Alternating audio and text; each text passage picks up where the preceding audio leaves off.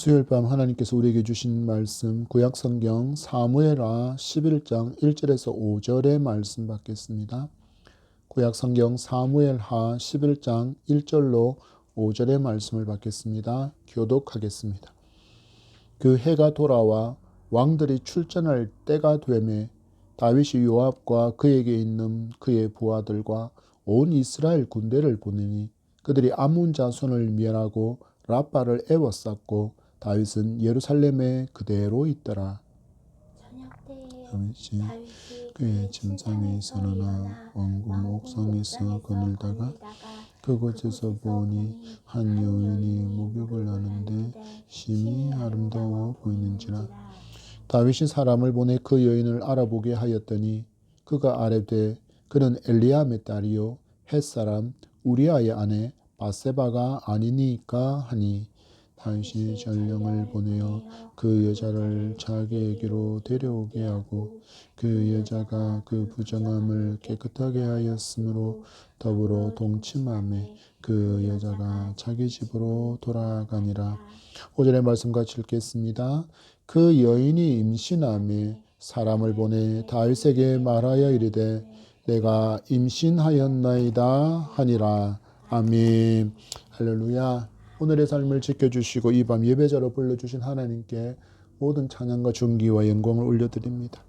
세상살이 가운데 피폐해진 우리의 가슴 속에 하나님께서 위로부터 부어주시는 그 샘솟는 위로와 회복의 풍성한 은혜가 이 밤 우리 가운데 함께하기를 또한 축복합니다. 봄이 점점 깊어져 가면서 겨울에 보았던 풍경과는 사뭇 다른 그 푸르름들을 우리는 계속해서 보게 되어집니다. 우리가 보통 겨울이 되면 겨울을 어떤 색깔로 표현합니까? 보통은 회색으로 겨울을 표현하게 됩니다. 왜 그렇습니까? 생명력을 다 잃어버린 듯이 보여지기 때문에 보통 겨울을 회색으로 많이 그려내게 됩니다. 그래서 마치 이 겨울에는 생명이 전혀 없어 보이고 생명을 잃어버린 것처럼 보게 되지만 이렇게 또 계절이 흘러서 봄의 계절을 맞게 되면 봄의 쌀을 통해서 많은 생명들이 생기발랄하게 방긋방긋 웃듯이 푸른 미소를 띄우며 세상을 향하여 우리는 살아있다라고 그렇게 노래하는 것 같습니다. 여러분, 근데 이런 모습을 잘 살펴보면 우리의 인생과도 너무나도 많이 닮아 있습니다. 우리가 인생을 살아가는 동안 얼마나 많은 시련을 마주합니까? 얼마나 많은 실패와 역경과 고난을 마주하게 되어집니까? 그럴 때가 되면 우리는 우리의 인생을 향하여서 회색처럼 표현해 버립니다. 이제 나는 아무런 희망도 없다. 이제 나는 아무런 소망도 없다라고 그렇게 표현합니다. 그러다가 또 시간이 흘러서 언제 그랬냐는 듯이 우리 인생의 부요함과 풍요함과 푸르름이 더해지고 열매 있는 생을 마주하게 되면은 언제 그러냐는 듯이 봄날에 그 회색빛이었던 생물들이 자라서 식물들이 자라서 파릇파릇 푸른빛을 띠는 것처럼 우리 얼굴에도 그 푸른빛이 감돌기 때문에 우리의 인생이나 이 자연의 색깔이 거의 비슷하지 않나라고 표현해 보고 싶습니다. 이처럼 이렇게 자연의 운행되어짐과 우리네 삶이 이렇게 비슷한 이유가 과연 어디 있을까 하고 생각해 보면 그 근원의 힘이 하나님께 있다라는 것을 고백하지 않을 수 없는 이 생명의 계절을 맞이하며 우리 하나님께서 우리와 함께 하심으로 말미암아 지금 비록 우리 인생이 회색빛이며 겨울날의 것과 같다 할지라도 이때를 지나가면 하나님께서 예비하신 놀라운 푸르름을 마주할 그 아름다운 날들을 소망하며 믿음 굳게 붙들고 달려가는 저와 여러분이기를 소망합니다. 그런데 오늘 말씀해 보니까 이처럼 놀랍고도 아름다운 하나님의 통치 아래에 살면서 그 빛을 거부하고 스스로 회색으로 어둠으로 들어가고 있는 한 사람을 마주하게 됩니다. 위대한 신앙의 사람이라고 불리는 사람, 바로 다윗입니다. 오늘 말씀은 그의 삶을 통해서 이 말씀을 받고 있는 저와 여러분에게 이렇게 질문합니다. 우리는 봄의 푸르름 속에서 하나님을 찬양하지만 정작 삶의 은밀한 자리에서도 하나님을 인식하고 있는가라고 질문하고 있습니다. 여러분, 다윗의 삶을 통해서 우리에게 보여주시는 그 하나님을 만날 수 있기를 소망합니다. 또한 하나님께서 우리에게 기대하시는 바가 무엇인지를 말씀 가운데 마주할 수 있는 풍성한 은혜가 함께하기를 축복합니다. 암몬의 왕이 죽은 후에 그의 아들 한운이 왕이 되었다라는 소식을 다윗이 듣고서 친교 사절단으로서 그 자기의 부하들을 보내었지만 이 한운은 젊은 자기 신하들의 잘못된 의견으로 말미암아서 다윗이 보낸 사절단을 모욕하게 되었습니다. 이것으로 발미암아 어떤 일이 일어나게 되었습니까? 전쟁이 발발하게 되었습니다. 그러나 우리는 성경을 통해서 어디를 가시든지 이기게 하시는 하나님의 전능의 손이 함께 하심으로 다윗이 모든 전투에서 승리하는 역사를 우리는 보았습니다. 성경의 말씀은 계속해서 이 전쟁의 이야기가 이어져야 하지만 전쟁은 어떤 이유로 잠시 멈춰져 있음을 보여주면서 이때 다윗이 저지른 최악의 범죄의 현장으로 말씀이 우리를 이끌어 가고 있습니다. 1절 말씀 봤습니다. 그 해가 돌아와 왕들이 출전할 때가 되매 다윗이 요압과 그에게 있는 그의 부하들과 온 이스라엘 군대를 보내니 그들이 암몬 자손을 멸하고 랍비를 애워쌌고 다윗은 예루살렘에 그대로 있더라. 아멘. 첫 번째 강해의 말씀, 첫 번째 주제는 영적 전쟁에 손 놓고 쉬는 휴가는 없습니다라는 우리는 교훈을 받기를 원합니다. 오늘 말씀의 시작해 보십시오. 말씀이 그 해가 돌아와 왕들이 출전할 때가 되매라고 시작하고 있습니다. 이것을 지금 우리의 달력으로 보면 3월, 4월, 지금 우리가 마주하고 있는 바로 딱 이 봄의 계절입니다. 이 가나안 지역에 있어서 근동의 국가들에게 있어서 이 봄의 때는 농사를 시작하는 시작의 때도 하지만 전쟁의 시즌이기도 했습니다. 왜냐하면 가나안 지역의 겨울은 계속해서 비가 내리는 우기이기 때문에 농사를 지을 수도 없고 억수같이 내리는 비들로 말미암아 전쟁도 수행할 수 없었기 때문입니다. 그래서 치열하게 전쟁을 하다가도 우기에 접어들게 되면 강제로 휴전이 되었습니다. 지금 이스라엘과 암몬의 상태가 이러했습니다. 이제 암몬의 수도를 점령하기 위해서는 아주 긴 시간 그 성을 차지하기 위한 공성전을 펼쳐야 되는데 날씨가 반드시 뒤따라 주어야 합니다. 그렇지 않으면 100이면 100 질 수밖에 없었기 때문입니다. 그리고 오늘 말씀해 보니까 바로 그때가 왔다라고 말씀은 기록하고 있습니다. 여러분, 우리가 지금까지 살펴본 이 다윗의 생애를 살펴본다면 1절의 말씀은 이렇게 진행되어지는 게 맞습니다. 다윗이 요압과 함께라고 이 말씀이 시작되어져야 되는데 오늘 말씀을 보니까 전혀 그렇지 않습니다. 요압과 그의 부하들과 이스라엘 군대를 보내니라고 이 전쟁에서 한 사람의 이름이 쏙 빠져 있는 것을 보게 됩니다. 바로 다윗입니다. 이와 같은 사실들을 알려주는 것은 지금 다윗에게 있어서 그가 영적으로 굉장히 큰 문제가 생겼다라는 것을 암시하는 대목이 바로 예루살렘에 머물러 있는 다윗과 그리고 요압을 필두로 암몬과의 전쟁을 치르고 있는 이스라엘 군대에 대조되는 모습입니다. 왕이 출전하는 그때 다윗은 지금 예루살렘에 머물러 있고 대신에 요압과 군사들만이 암몬에서 사투의 전쟁을 벌이고 있습니다. 그래서 계속해서 우리가 다윗의 삶에서 마주했던 은혜의 구절이 등장하지 않습니다. 여호와께서 그와 함께 하시니 어디를 가든지 이기게 하시더라. 이 은혜로운 구절이 전혀 따르지 않습니다. 왜 그렇습니까? 다윗이 지금 하나님의 그 은혜에서 영적으로 심히 연약해진 가운데 있기 때문입니다. 이스라엘 백성들에게 있어서 전쟁은 단순히 다른 나라의 사람과 다른 나라의 자원과 또한 영토를 확장하기 위한 그런 침략의 전쟁의 모습이 아니었습니다. 이스라엘 백성들에게 있어서 전쟁은 거룩한 전쟁이었습니다. 그래서 이스라엘 백성들은 전쟁에 참여하기 위해서는 반드시 정결 예식을 치러야 했고, 그 정결 예식을 치른 이스라엘 백성들을 왕이 이끌고 나아가 여호와의 이름으로 전투를 해야만 했습니다. 그러나 그 현장에 있어야 할 다윗은 지금 그 현장이 아니라 예루살렘에 있습니다. 전투의 최일선에 서서 전투를 진두 지휘해야 할 이 왕이 가장 안전하고 가장 평안한 왕궁에 머물러 있습니다. 혹시 다윗은 이런 마음을 가졌을지도 모르겠습니다. 그동안 내가 너무 많은 전쟁을 치르느라 또 너무 많은 수고를 했으니 이제 좀 쉬어도 되지 않나라고서 자기에게 스스로 휴가를 준 것처럼 보이기도 하기 때문입니다.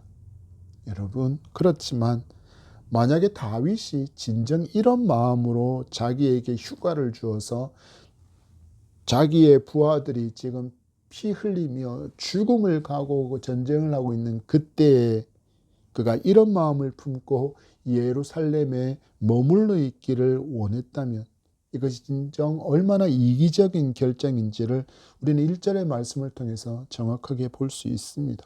말씀드린 것처럼 예루살렘에 다윗이 머물러 있는 그 동안에 요압과 이스라엘 군대는 암몬 자손과 접전을 벌이고 있기 때문입니다. 여러분, 이 다윗이 누구 같습니까? 저와 여러분입니다. 왜냐하면 신앙생활을 하면 분명히 지칠 때가 찾아오기 때문입니다. 그래서 신앙생활에 있어서 쉼과 회복은 필수라 할 수 있습니다. 그런데 문제는 우리는 이 회복을 쉼으로만 정의하게 됩니다.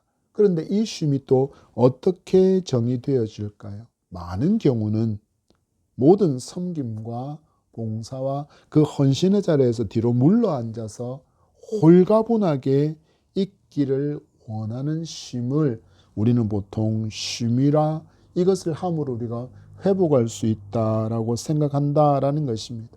그리고 또 이것을 실천에 옮기는 분도 상당히 많습니다.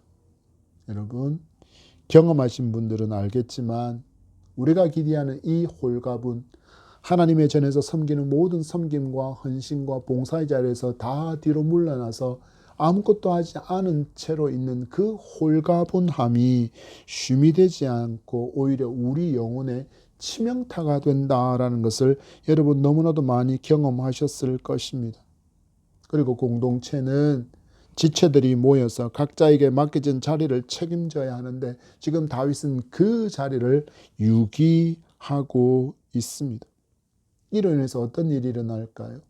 아주 작은 구멍과 같은 존재가 아니라 심지어 그 나라를 이끌고 있는 왕이 그 책임을 등한시하고 이 공동체에서 자기가 맡아야 할 그 역할과 책임을 유기한 상태가 되어지면 결국 이 영적 공동체인 이스라엘의 치명타가 되어질 것은 너무나도 분명한 수순이라 할 수 있기 때문입니다.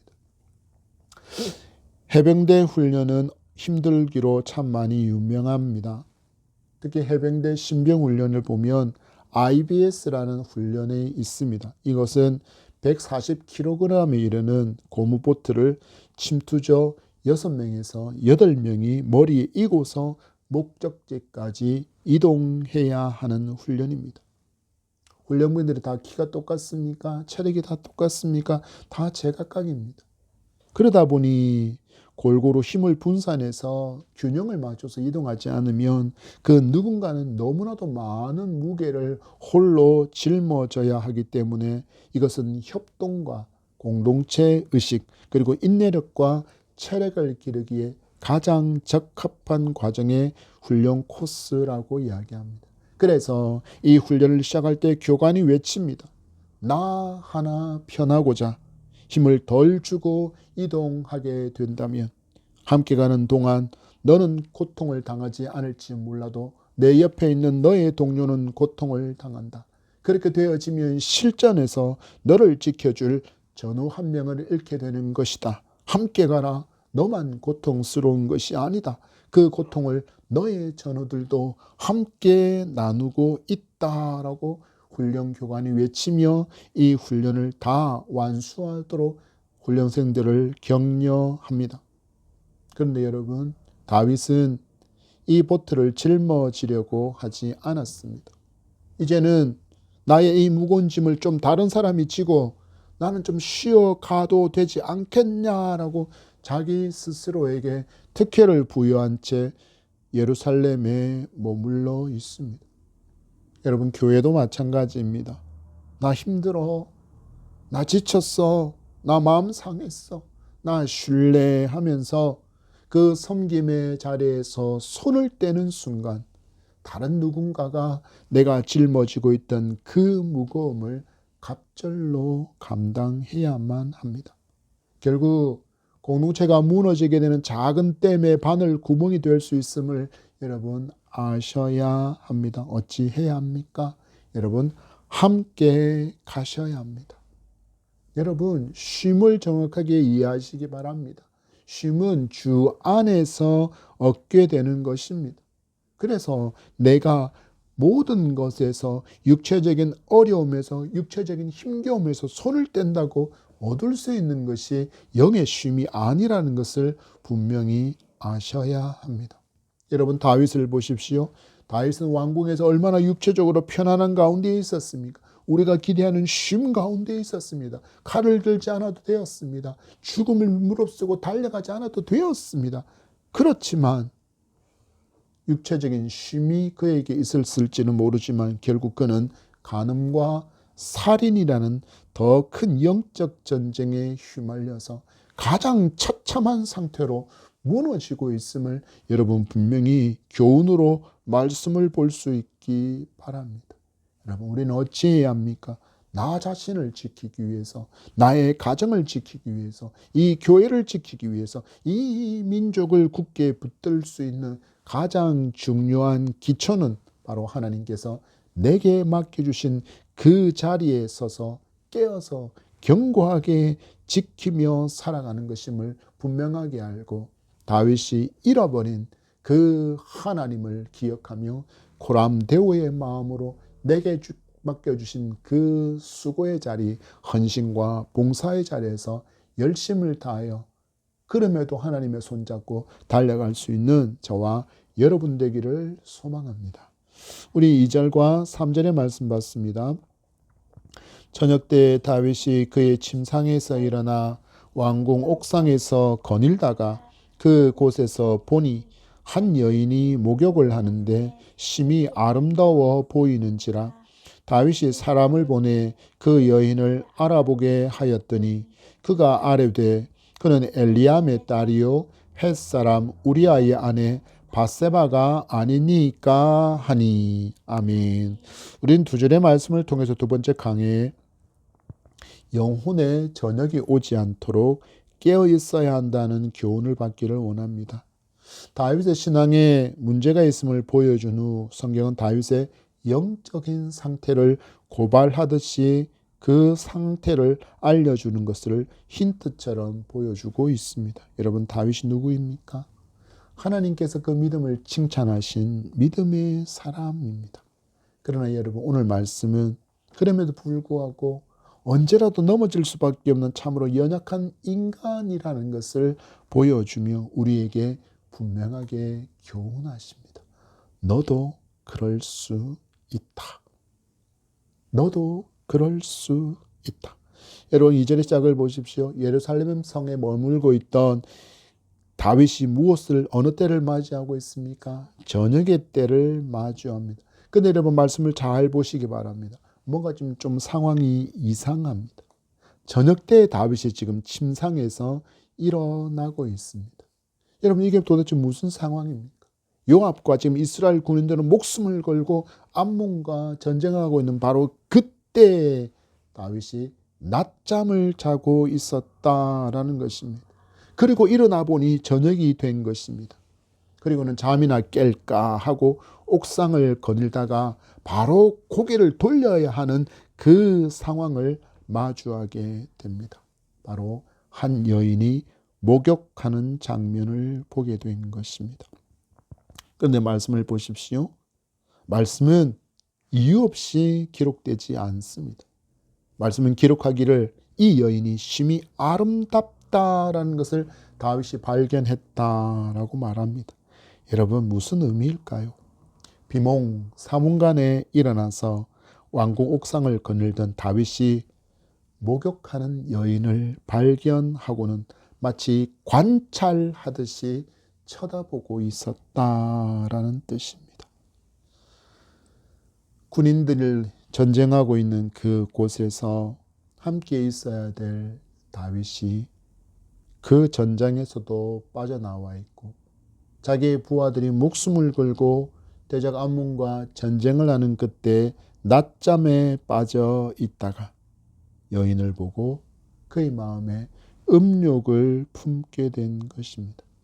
여러분, 예수님은 이미 이 마음이 범죄임을 경고하셨습니다.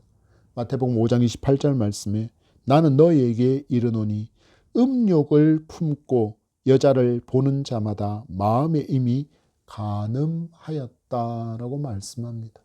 여인을 바라볼 때, 지나가는 아름다운 사람들을 바라볼 때 야 아름답다라고 표현할 수 있습니다. 그런데 그것을 넘어서 그와의 성적인 관계를 꿈꾼 채로 그 여자를 음란의 대상으로 쳐다보는 것은 이미 그것이 간음이다라고 예수님은 죄로 정의해 버리고 있다라는 것입니다. 여러분, 우리가 죄인인가 죄인이 아닌가를 판결하는 것은 오직 하나님의 말씀이고 그 말씀의 주인이신 예수 그리스도께서 말씀하신 바가 마태복음 5장 28절 음욕을 품고 여자를 보는 자마다 마음에 이미 간음이라는 죄라는 사실들을 여러분 분명하게 아셔야 합니다. 무엇을 보여주는 것입니까? 다윗이 지금 목욕하는 여인을 불타는 음욕을 품고 관찰하듯이 보고 있으니 그가 지금 얼마나 영적으로 피폐해진 상태인지, 그가 얼마나 영적으로 나약해진 상태인지를 우리에게 고발하듯이 보여주고 있는 것입니다. 여러분, 여기까지라도 다윗이 영적으로 그나마 민감하고 깨어 있었다면, 보통의 다윗이었다면, 여러 때의 다윗이었다면 그것이 죄인 줄 알고 깨닫고 회개의 제단을 쌓았을 것입니다. 그러나 이 죄의 힘은 너무나도 강력해서 좀처럼 그것을 멈추지 못하게 합니다. 어떤 수순을 밟습니까? 다윗이 이 여인의 정체를 알아보라 명령합니다. 그리고 조사를 다녀온 신하가 이렇게 보게 합니다. 엘리암의 딸이요 햇사람 우리아의 아내 밧세바. 여러분, 이것은 하나님께서 지금 다윗에게 회개할 기회, 멈출 수 있는 기회를 주신 것입니다. 먼저 그가 누구입니까? 햇사람 우리아가 등장합니다. 지금 이 햇사람 우리아가 뭘 하고 있습니까? 이방인으로서 다윗의 충성스러운 장수가 되어서 다윗을 위해서 암몬과 목숨을 걸고 싸우고 있는 자기의 장수입니다. 신하의 그 조사 결과를 볼 때 여기서 멈춰야 했습니다. 그런데 다윗은 멈추지 않습니다. 그리고 누가 나옵니까? 우리아의 아내 밧세바가 등장합니다. 여러분, 여기도 하나님의 멈추라는 신호가 있습니다. 이미 십계명을 통해서 이미 금지되어진 죄악이기 때문입니다. 출애굽기 20장 17절 말씀에 내 이웃의 집을 탐내지 말라. 내 이웃의 아내나 그의 남종이나 여종이나 소나 낙이나 무릇 내 이웃의 소유를 탐내지 말라. 이 계명은 다윗이 하나님의 말씀의 사람이었기에 이미 계명으로 알고 있는 말씀이었습니다. 그런데 연약해지고 피폐해지고 나약해진 상태다 보니까 하나님의 말씀이 생각나지 않습니다. 아니, 생각이 났지만 무시해 버렸을 수도 있습니다. 여러분, 우리가 성경에서 마주하는 하나님을 볼 때 하나님은 이 말씀이 다윗의 심령 가운데 계속 울리게 하셨을 것입니다. 우리아의 아내 바세바, 우리아의 아내 바세바, 우리아의 아내 바세바, 내 이웃의 아내이다. 그 마음을 멈추라. 그 정욕을 멈추라. 그 음욕을 멈추라. 그 모든 것을 멈추라 말씀하시는 하나님의 울리는 그 음성이었지만 다윗은 말씀이 생각나지 않든지 아니면 말씀을 무시해 버렸던지 간에 하나님께서 다윗이 범죄로 나아가는 것을 붙들어 잡아 세우고 계셨지만 다윗은 그 손을 퍽 하고는 뿌리쳐 버리고 있습니다. 그 영혼의 저녁이 찾아온 다윗은 하나님의 말씀의 울림도 그리고 말씀으로 그를 제지하고 잡아 세우는 하나님의 은혜의 손길도 저버리고 있습니다. 여러분, 우리의 영혼에 저녁이 찾아오게 되면 앞에 있는 박 목사를 필두로 해서 누가 되었든지 간에 다윗의 전철을 따를 수밖에 없습니다. 왜 그럴까요?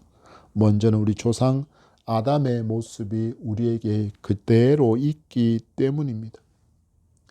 죄악을 알게 하는 나무를 본즉 여러분, 하와가 하나님께서 금하신 선악을 알게 하는 나무를 사단의 유혹 가운데 먹었을 때 먼저 보았다라는 기록이 있습니다.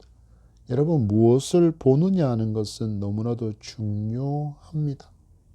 그래서 내가 혹시라도 내 의도가 아니라 우리가 눈이 있다 보니까 내 의지하고 상관없이 추악하고 더럽고 음란한 모습을 분명히 볼 수 있습니다.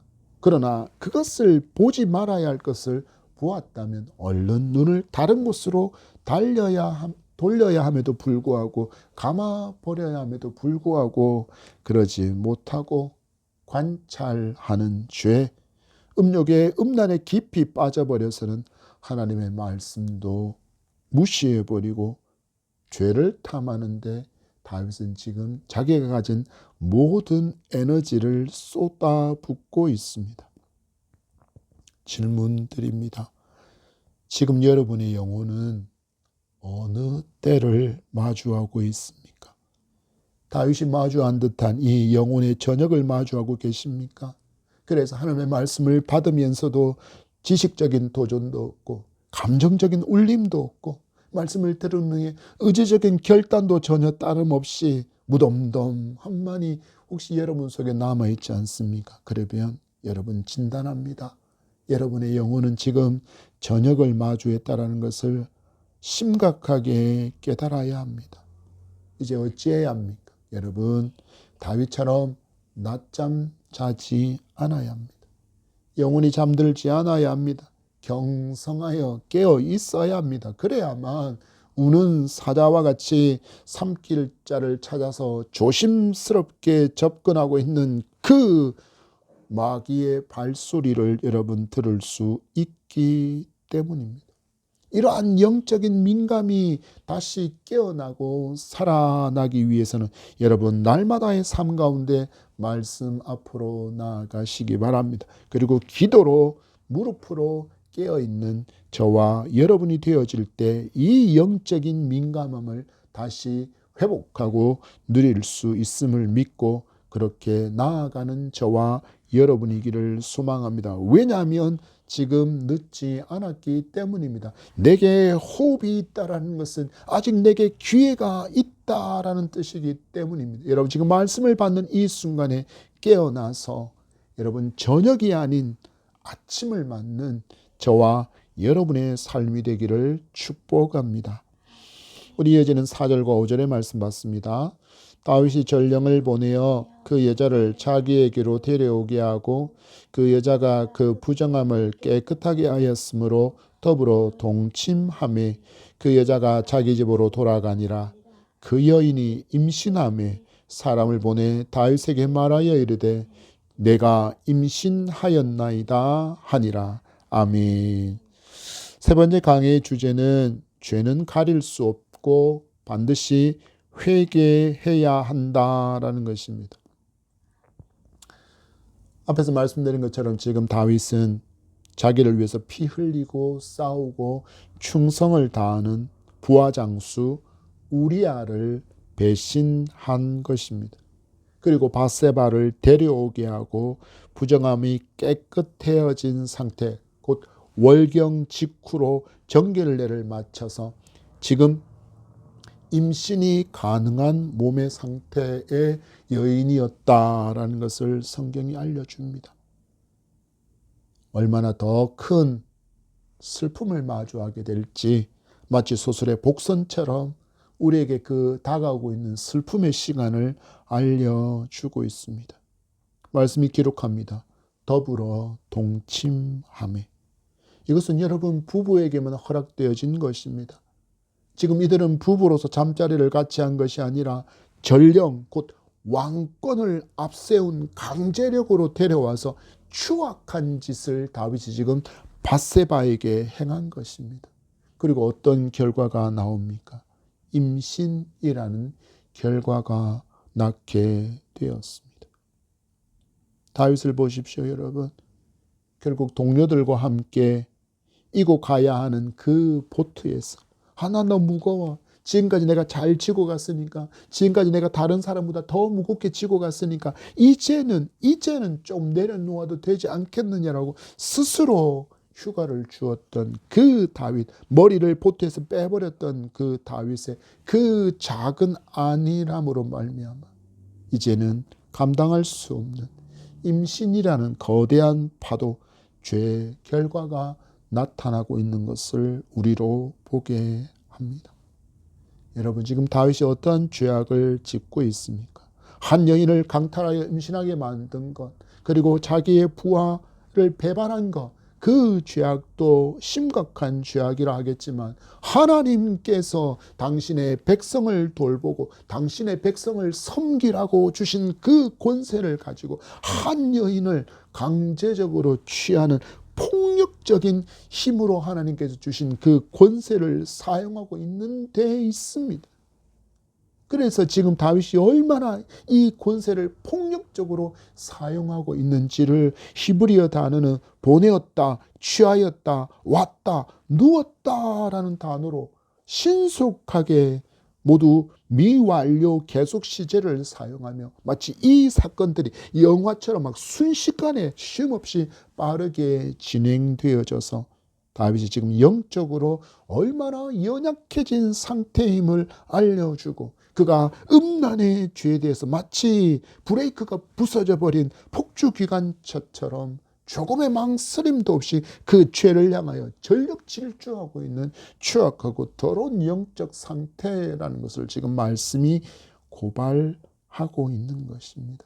여러분, 무엇에 대한 고발입니까? 지금 우리에게 주신 하나님의 말씀이 우리의 무엇을 고발하고 있는 것입니까? 하나님께서 내게 주신 힘과 돈, 그 권세와 명예가 하나님 나라와 을을 이루어가는 도구로 주신 것이라는 것을 내가 잊어버리는 순간 하나님께서 내게 맡겨주신 이 모든 것들을 우리는 교회 안에서 하나님께서 섬기라고 주신 이 권세를 마치 폭력적인 권세로, 독재적인 권세로 사용하지 말라라는 하나님의 엄중한 경고라는 것을 여러분 믿음의 눈을 열고 들으셔야 되고 보셔야 합니다. 여러분, 말씀을 보십시오. 죄로 인해서 지금 어떤 일들이 일어나고 있습니까? 다윗이 음란의 죄를 탐하게 되었고 밧세바의 남편인 우리아가 다른 사람의 칼을 빌려서 죽게 만드는 자도 살인을 당했고 한 가정이 깨어져 버리는 참담한 상황을 만들고 있습니다.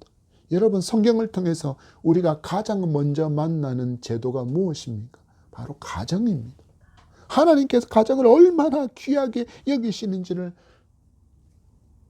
다윗이 몰랐을까요? 아니요, 다윗은 분명히 알았습니다. 그럼에도 불구하고 지금 다윗은 이 추악한 죄, 하나님께서 가장 싫어하시는 죄를 범하기에 좀처럼 멈추지 못하는 죄 폭주 기관차가 되어져 있습니다.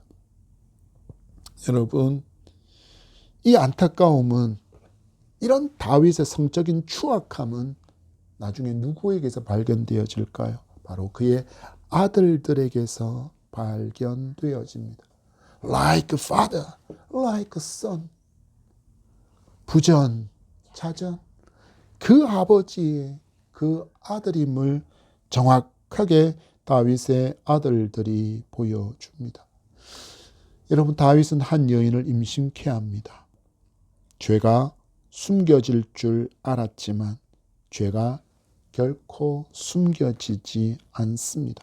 여러분, 계속해서 말씀을 살펴보겠지만 다윗은 이 죄를 숨기려고 갖가지 술수를 쓰다가 결국 다른 사람의 칼을 빌어서 우리아를 죽게 만드는 자도 살인도 하게 됩니다. 여러분, 우리에게 무엇을 하나님께서 교훈하시고 막아 세우고 있는 것입니까? 우리는 보통 다른 사람의 시선이 가려진 곳에서 나 혼자만이 아는 죄에 대해서 어떻게 평가하냐면 다른 사람이 못 봤으니까 괜찮아라고 하면서 죄를 그냥 넘기는 경우가 너무나도 많은데 여러분, 그 순간 나는 무엇을 잃어버린 것입니까? 나의 모든 것을 보고 듣고 알고 계시는 바로 그 전능하신 하나님, 코람데오의 하나님을 잊어버리고 있을 뿐이었음을 여러분 아셔야 합니다. 다윗이 평소에는 영적으로 강건했을 때는 언제나 하나님 앞에 선 단독자, 나는 지금 하나님 앞에 서 있다라는 그 코람데오의 신전의식으로 살아가고 있었지만 그가 영적으로 피폐해지고 연약해지니 한순간 이 모든 것을 잃어버리고 그가 어디 가운데 거하고 있습니까? 깊은 죄의 그 웅덩이 가운데, 수렁텅이 가운데 그가 거하고 있습니다. 여러분, 마찬가지입니다. 코람데오, 하나님 앞에 선 사람이 바로 저와 여러분이라는 것을 우리가 망각해버리는 순간 우리도 다윗과 같이 그 자리에 똑같이 설 수밖에 없는 너무나도 연약한 존재임을 여러분 인정하고 고백할 수 있기를 바랍니다. 하나님, 저는 단 한순간도 하나님의 은혜와 도움이 없이는 살 수 없으니 하나님, 나를 홀로 있게 하지 말아 주십시오. 언제나 나와 함께 하시는 하나님의 손을 꼭 붙들고 살아가게 하나님, 나를 도와주소서라고 고백하며 매일의 매 순간의 삶을 살아갈 수 있는 저와 여러분이기를 소망합니다. 그를 위해서 여러분, 하나님의 말씀이 들리고 하나님의 말씀이 생각나고 하나님의 말씀이 내 영혼을 진동케 할 때 지금 하나님께서 나에게 말씀하심을 알아차릴 수 있는 영적인 민감한 성도가 되어질 수 있기를 바랍니다. 말씀드린 것처럼 마귀는 우는 사자처럼 삼킬 자를 찾아서 지금 수풀에 숨어서 엎드려 있기 때문입니다. 영적으로 조금만 절뚝거려도 하나님께서 말씀하신 말씀의 칼을, 방패를 가지지 않은 채 무방비로 있을 때 당장 그가 먹이라는 것을 알아채고는 득달같이 달려들어서 우리를 갈기갈기 찢어 놓는다라는 것을 여러분, 다윗이 우리에게 보여주고 있습니다. 어찌해야 합니까? 여러분, 말씀과 기도로 깨어 있으시기 바랍니다. 에베소서의 기록과 같이 하나님의 전신갑주로 무장되어진 성도가 되시기를 바랍니다. 그리고 가장 중요한 말씀의 진리, 여러분, 코람데오를 잃지 않는 그런 하나님의 사람으로 살아가는 저와 여러분이 되어지기를 간절히 소망하며 축복합니다. 말씀을 맺습니다. 여러분, 스스로 자기에게 휴가를 주며 하나님을 믿고 따르며 섬기는 일에서 멀어진다면 오늘 말씀이 어떻게 말씀하십니까? 얼른 제자리로 돌아오라고 말씀하시는 하나님의 부르심에 아멘으로 순종하고 응답할 수 있기를 바랍니다. 여러분, 지금 내 영혼이 지금 어떤 때를 마주하고 있는지 말씀으로 분별하셔야 합니다. 그때가 저녁이라면 여러분, 더 근신하고 깨어서 회개의 제단을 쌓으며 여러분, 영의 아침을 기쁨으로 맞기를 소망합니다. 여러분, 기억하십시오. 죄는 결코 가릴 수도 없고 숨길 수도 없습니다. 반드시 하나님께서 드러나게 하시고 또한 심판의 자리에 서게 될 것임을 여러분 기억하면서 오늘 말씀을 통해서 내 죄를 생각나게 하신 그 말씀을 하나님의 음성이 지금 내게 들렸다라고 굳게 믿음으로 받고 회개의 자리로 나아갈 수 있기를 바랍니다. 우리가 가장 잘 사는 길이고 우리가 영적으로 강건함을 유지할 수 있는 최고의 길임을 여러분 믿기 바랍니다. 여러분, 다윗이 늘 연약했습니까? 다윗이 오늘처럼 늘 피폐해진 모습 가운데 있었습니까? 아니요. 마찬가지입니다, 여러분. 다윗처럼 우리도 강건할 때가 있지만 오늘 마주한 다윗처럼 한없이 연약해져서 넘어질 때가 있습니다. 여러분, 그러나 결코 잊지 마시기 바랍니다. 우리 하나님 그때도 내 손 놓지 않고 있습니다. 여러분, 다윗을 지금 말씀으로 부르시고 멈추게 하시는 이 하나님의 음성이 그 증거인 줄 알고 굳게 붙듭시다. 나를 붙드신 하나님의 그 손 여러분 다시 꼭 잡고 다시 일어나서 믿음의 길로 헌신과 충성과 섬김과 봉사와 하나님 사랑과 이웃의 그 자리에 서서 돌아오는 저와 여러분이 되기를 축복합니다. 우리 함께 믿음으로 선언합시다. 코람데오, 코람데오. 기도하겠습니다. 하나님 감사합니다. 우리에게 귀한 날 주심으로 이 밤 우리가 구별되어 아버지를 예배하며 경배하며 찬양하게 하시니 감사합니다. 성경의 말씀을 통하여 우리에게 음성 들려주신 하나님의 음성을 듣습니다. 아버지, 다윗이 우리에게 거울이 되어서 지금 말하고 있습니다. 하나님 앞에서 죄를 숨길 수 없음을, 내 영혼의 때가 저녁이라면 내가 있어야 할 그 자리에서 내가 벗어나서 거짓된 쉼을 추구한다면 결국 지금 다윗이 마주한 이 자리에 우리도 설 수밖에 없는 연약함임을 고백합니다. 하나님, 우리를 용서하시고 우리를 도와주시고 회복되어 강건하고 담대함으로 끝까지 인내하며 강한 주의 군사로 믿음의 길 완주할 수 있도록 하나님 우리를 굳게 붙드시고 성령의 충만하심으로 우리를 인도하여 주옵소서. 감사하며 예수님 이름으로 기도합니다. 아멘.